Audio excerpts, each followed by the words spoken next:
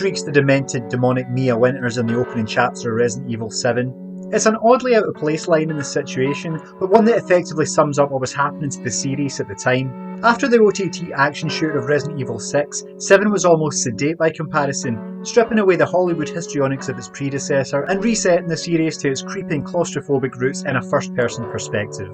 Some of my favourite games of 2017, screw it, ever, were reimaginings of established series, like Breath of the Wild, Super Mario Odyssey to a point, and Resident Evil 7 was definitely one of them. My knowledge of Resident Evil as a series is patchy, at least in places. It didn't help that I came into it late and played them way out of chronological order, starting with 4 and jumping backwards and forwards from that point. Because of this, over the years the cast and overarching plot has sometimes felt nebulous and impenetrable to me. The standalone RE7, however, the plot of which is only tangentially related to the series' overall universe, for the first time felt like mine. From the moment I saw the trailer and the gameplay footage, including the infamous dinner scene, I had a bit of a morbid fixation on this game. It was the reason I even intended on getting a PS4 over the Switch at first. Life didn't pan out in that way and I ended up getting the PC version, but that's not the point, the thought was still there. In the last couple of years, I've been catching up on some seminal horror classics that I shamefully had never played before. The last few RE games were too action orientated to be entirely scary, while Silent Hill 2 and PT, as much as I enjoyed them, were too abstract and artistic to be entirely engaging in terms of tactile gameplay. For me, RE7 hits a sweet spot somewhere in the middle. It has an engaging, mysterious narrative set against dizzying backdrops, but movement and combat that's both fluid and satisfying. It was the first main series Resi game to be developed by Koshi Nakanishi, whose philosophy is that horror should be layered and centred around relatable human fears, something that really cuts through here. I mean, compare these early scenes of RE6 and RE7.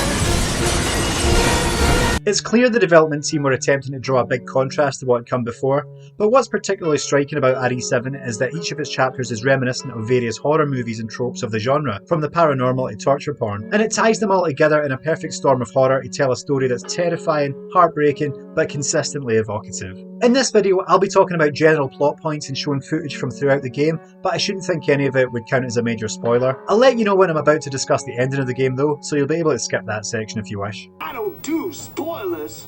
You play as Ethan Winters, an average Joe who receives an email from his wife, the aforementioned Mia, who's been missing for 3 years after disappearing while on a babysitting job. This leads him to the remote bayou of Dulvey, Louisiana, where he finds Mia imprisoned in the basement of a seemingly abandoned house. She's a little dazed and confused, and drops some really creepy, cryptic suggestions about having to get out of there. Then, lo and behold, you turn your back on her for like a second and she's spirited away with a sinister crash. After a little more exploration of the upstairs, where night has now fallen, something resembling Mia reappears, her face contorted and demonic as she attacks the husband who's come all this way to rescue her. Bit ungrateful. This climaxes with one of RE7's most memorable moments as Mia straight up takes Ethan's hand off with a chainsaw. This is so striking because it shows that you're not going to escape these situations through some Deus Ex Machina way like the hero should. You're no Special Agent Chris Redfield or Leon Kennedy. You're a normal innocent man trapped in a house of horror, and you can't expect anything except the unexpected. Ethan fights off Mia with his remaining hand, but is then knocked unconscious by a mysterious man. Welcome to the family, son. Now that's an opening chapter.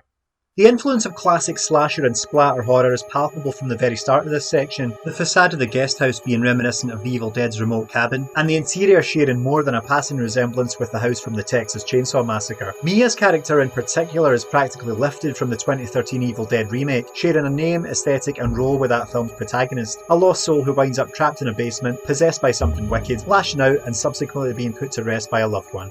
When Ethan regains consciousness, he finds himself tied to a chair at a dinner table in the company of the psychotic Baker family, Dad Jack, Mother Marguerite and son Lucas. Aided remotely by their still sane daughter Zoe, who kindly reattaches his hand, he finds out that she and Mia are afflicted with an infection linked to black mould growing throughout the estate and can't leave without a cure. It's therefore up to Ethan to survive the night, dispatch these mutants and find the ingredients to make the elixir.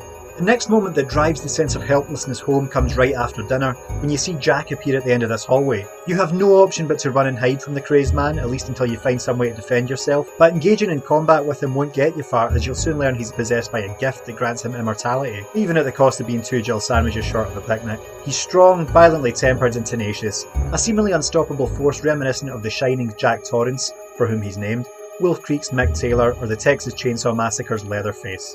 The Evil Dead's influence also continues, with Jack making a quip of groovy in reference to the Evil Dead 2's chainsaw scene, Groovy. and subsequently getting one in the face, comparable again to the Evil Dead remake's ending. He also brandishes a weapon not unlike that of the Scissor Man from Clock Tower, a possible throwback to another piece of influential horror media that emerged around the same time as the Resi series. This fight with him took me so many attempts that I got frustrated and put the game down for several weeks, but finally coming back and slaying the Baker Patriarch gave me a true sense of accomplishment and raw power. It feels like you're the new man of the house, like you're the last survivor of a cinematic bloodbath.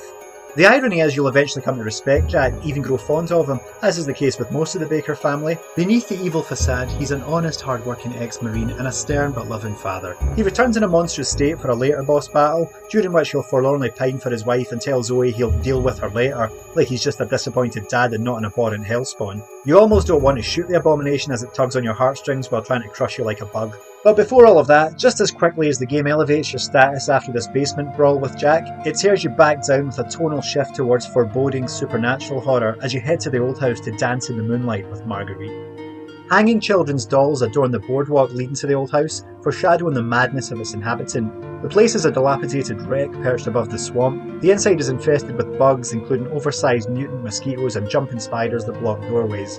It has a kind of occult, Blair Witch found footage vibe, especially the videotape of Mia being pursued by Marguerite through its rotten halls. These videotapes can be found throughout the house, and popping them into the nearest VCR will let you take control of the characters within, detailing the events that have happened on the Baker estate before Ethan's arrival and foreshadowing the threats to come, sometimes even providing solutions to the player when it might be unclear how to progress. It's a very clever, immersive way of fleshing out the world of RE7, even if it does raise some questions as to how and why they'd hold video cameras through some of these situations. Anyway, Marguerite shows up eventually, screaming obscenities at you and attacking with swarms of insects that she controls. She even gave me the biggest jump scare of the game / my life at one point. The boss fight with her then takes a swerve towards the body horror of director David Cronenberg, as Marguerite mutates into a human-insect hybrid, climbing the walls and unleashing swarms from her you-know-what.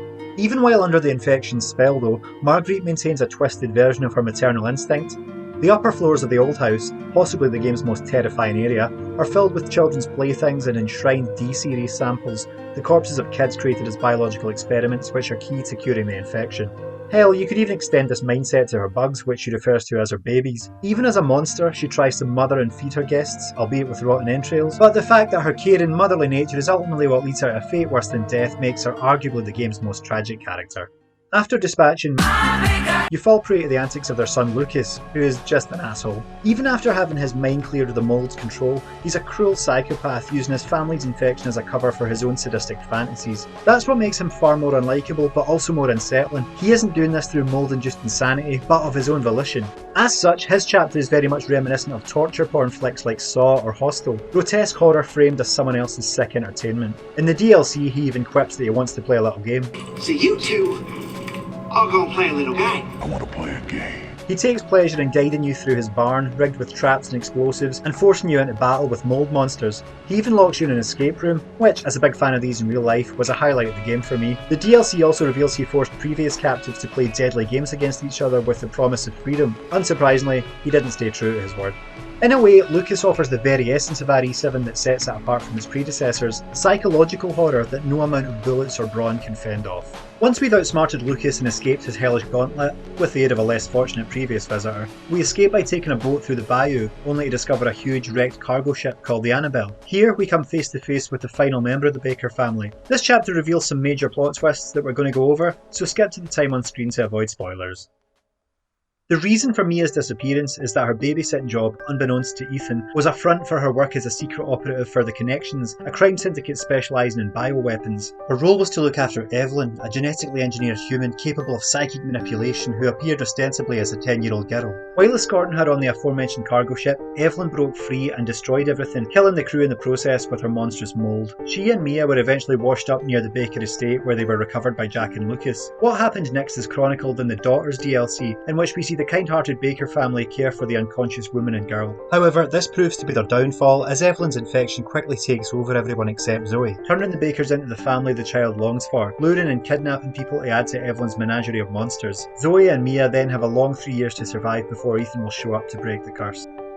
Exploring the ruinous Annabelle again as Mia in the present harks back to the action horror of RE6. The gameplay strays from the insidious tension that has characterised large parts of RE7 and sees you, the player, tooled up with machine guns, remote bombs and other devices worthy of a special agent as you carry out your mission to stop Evelyn, both in a flashback to when the ship was afloat and in the present when it lies forgotten. I don't begrudge this though. It makes thematic sense in relation to the progression of the plot, and it makes for a fun change of pace as you venture out from the grounds of the mansion.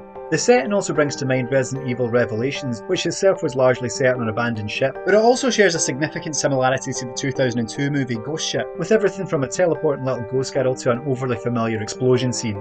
The Japanese classic Ring and its American remake are evident inspirations for Evelyn's design and movement, as well as Mia's stair climbing antics at the start of the game, and the unfolding story of her creation brings to mind sci-fi titles like Splice. All of this helping to establish her as an inhuman, paranormal outlier compared to the rest of her unwillingly adoptive clan. Coming into possession of the most powerful weapons is par the course for the finale of any Resident Evil title, but here it symbolises Ethan's growing confidence. You're not a scared mouse in a maze anymore, and you're not playing games. You've conquered the Bakers and you're out to finish this once and for all in a final showdown with Evelyn. The action horror continues as you blast your way through the moulded hordes of the salt mines, which take you back to the basement where this all started. As Zoe stated at the beginning of the game, there is a way out through the attic in which the final battle takes place. You just needed to take one hell of a detour to get there. But unlike her unwitting foster parents, Evelyn isn't truly the villain here. Although she's the direct cause of the horror that you and others have suffered, she herself is just a child created in a lab for the selfish ends of cruel adults, and has grown up never knowing love. As much pain as she's caused, it's hard to hold any real anger towards a child who just wanted a family of her own. Your sympathies change over the course of the game as you're forced to tear this once loving family apart for reasons that ultimately aren't their fault, made palpable by the late game dream sequence in which Jack talks calmly to Ethan of their plight. The game's now iconic theme, Go Tell Aunt Rhody, is reflective of this subversive notion of family ties, a dark reworking of a relatively wholesome folk song. Aside from the faceless organisation, The Connections, and maybe Lucas, you can't really hate anyone by the end of Resident Evil 7. In that way, the game is nothing less than masterful in its employment of horror homages to aid character development and ultimately make you sympathise for this group of cannibalistic hillbillies. Who'd have seen that one coming?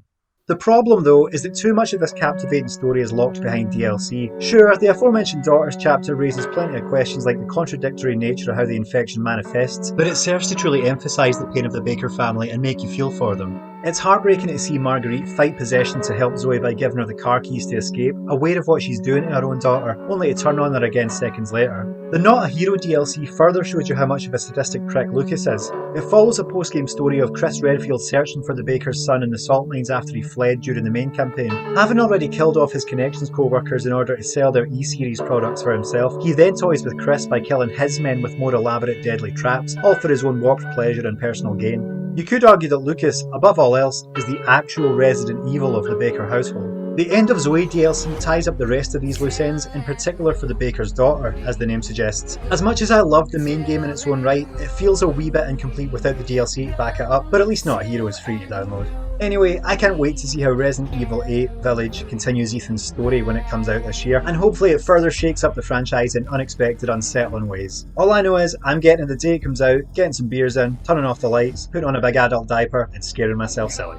On that note, being scared, not wearing diapers, I've actually had recurring nightmares about Resi 7. On more than one occasion I've been chased around a farmhouse by Jack Baker or seen Marguerite's sunken eyes piercing me from the corner of a dark room. Is there a bigger compliment to a piece of horror media that it gave you nightmares? The game so proudly wore its horror influences on its sleeve and presented its characters so effectively that they didn't stay within the confines of the game but ingrained themselves into my subconscious. Hang on. That sounds too familiar. Maybe after pondering the Bakers for so long the infection spread to me too? Well, if it has, I've loved every minute.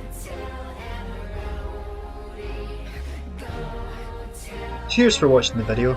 This year I'm going to treat this channel like a zombie and bring it back to life, so if you've enjoyed this video and want to see more analytical gaming stuff in future, give me a sub if you'd be so kind. Stay safe out there, and sleep tight.